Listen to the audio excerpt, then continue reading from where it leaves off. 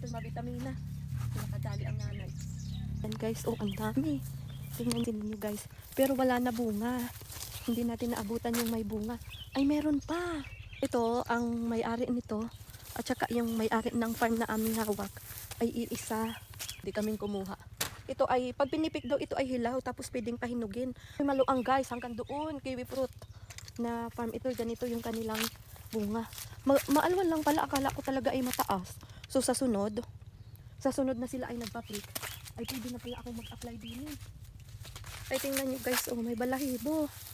Masarap sana yung makinis. Pero pwede na ito, vitamins din.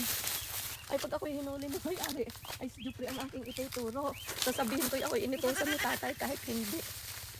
Alam nyo ba, ito ang, may mga nagpipig dito na mga migrants din yung iba.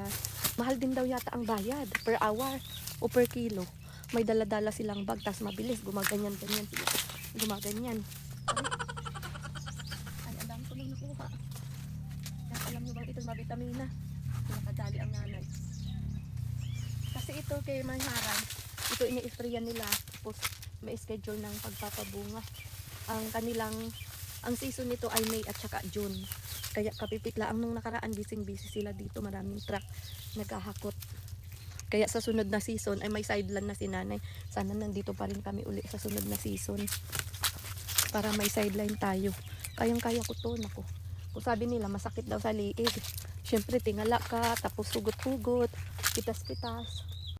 Ito guys, marami na ako nakuha. Ayan o. Hanggang dito na lamang guys. Maraming salamat sa pagpanood. Huwag kalimutang mag-like at mag-share. Bye-bye!